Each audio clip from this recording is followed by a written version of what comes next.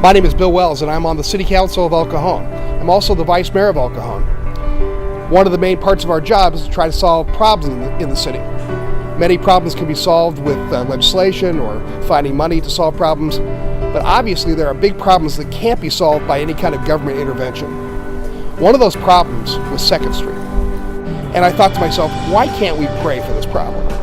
It's not enough for me to just pray for the problem. I wanted to get everybody involved in praying for the problem. So I talked to a friend of mine, Mike Griffiths.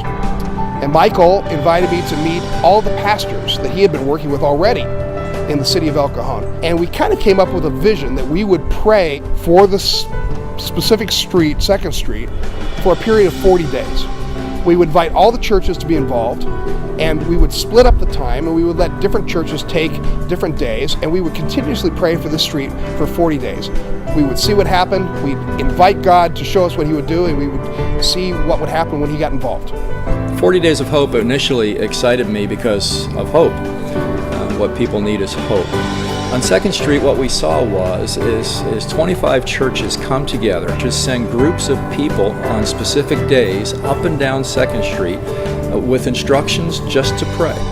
One of the benefits that we've seen come out of the 40 Days of Hope was a renewed interest in the business community to be more involved in trying to solve these problems and not just letting government solve these problems.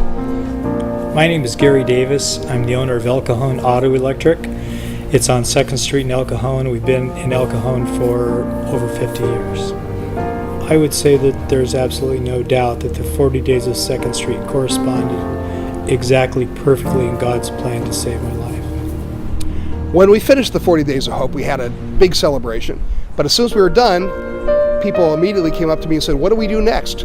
Come out and join together so that we can be the church that God's called us to be. To go out into the highways and byways to pray and join together to pray for the businesses, pray for our schools officials, pray for our government officials and the police department, to work together so that we can bring peace to the city, but ultimately the city will prosper from that.